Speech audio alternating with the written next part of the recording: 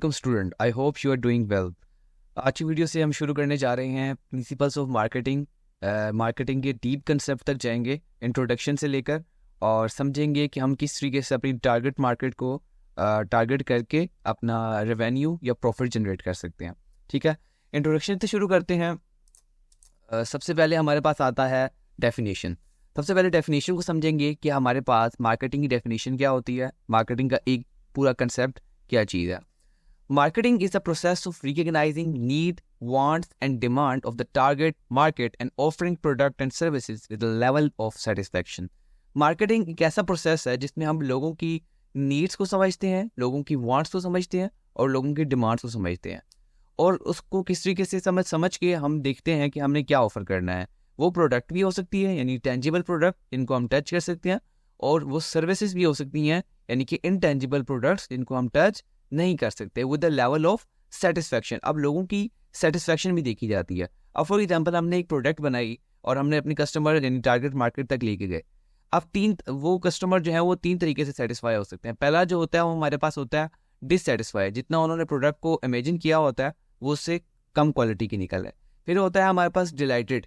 ठीक है, डिलाइटेड का मतलब है जिस तरीके से सोचा था कि ये प्रोडक्ट निकलेगी उसी तरीके से ये प्रोडक्ट निकल आती है।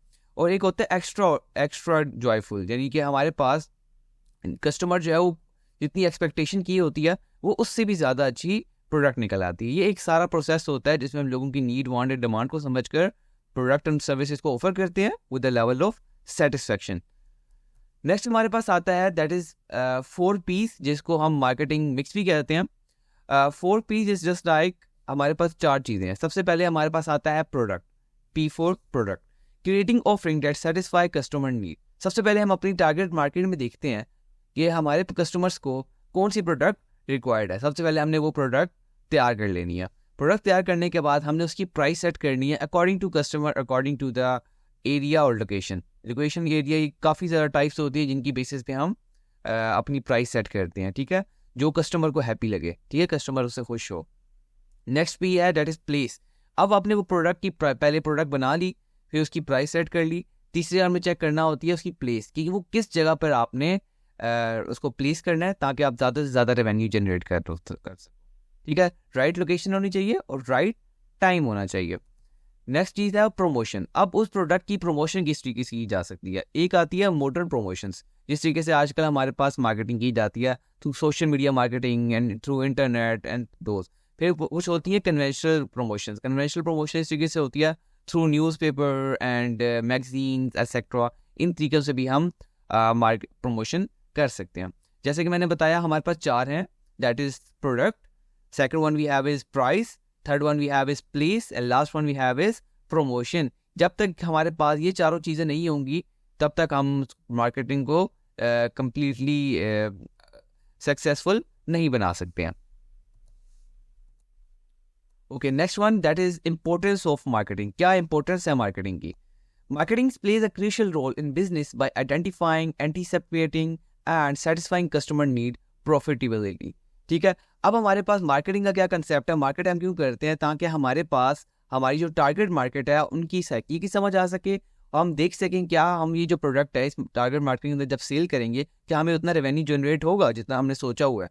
तो ये मार्केटिंग का एक बड़ा इंपॉर्टेंट कंसेप्ट है। विदाउट मार्केटिंग अगर आप कोई प्रोडक्ट को सेल करते हो तो ये भी हो सकता है कि आपको लॉस भी हो जाए। अक्सर ही कंपनीज होती हैं जो विदाउट मार्केटिंग या विदाउट रिसर्च किए बगैर किसी मार्केट में जाकर अपने प्रोडक्ट को सेल करना शुरू कर देते हैं। तो उस केस में हमारे पास क्या होता है कि उनको तो प्रॉफिट तो नुकसान होता है और वो लंबे अरसे तक टिक ही नहीं सकती हैं उस टारगेट एरिया के अंदर। ठीक है, अच्छा, सेकंड पॉइंट इसका है it helps business understand their target audience and develop product और services that meets their need effectively.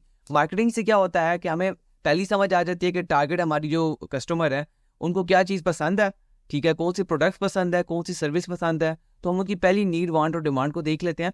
उस अकॉर्डिंग हम अपनी प्रोडक्ट को वहाँ पर लॉन्च करते हैं और अपना रेवेन्यू जनरेट करते हैं।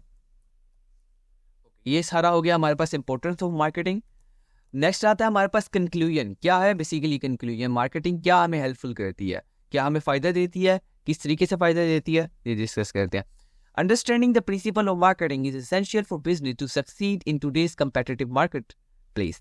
आजकल के दौर में विदाउट मार्केटिंग आप किसी बिजनेस को भी सक्सेसफुल नहीं बना सकते हो। मार्केटिंग करने का तरीका मैंने आपको बता दिया कि कौन कौन सी हमारे पास 4 P's होती है। सबसे पहले आपके पास प्रोडक्ट होनी चाहिए, फिर मैंने कहा प्लीज, प्राइस और हमारे पास प्रमोशन। ये चारों चीज़ों के बगैर आप मार्केटिंग नहीं कर सकते हो। टारगेट मार्केट को जाके आपने रिसर्च करनी है, एनालिसिस करना है कि किस तरह की हमारे पास प्रोडक्ट को, किस तरह की प्राइस को हमारे पास कस्टमर्स पसंद करते हैं, और उसी तरीके से जो है ऑनर या जो हमारे पास प्रोड्यूसर है उस प्राइस को सेट करेगा।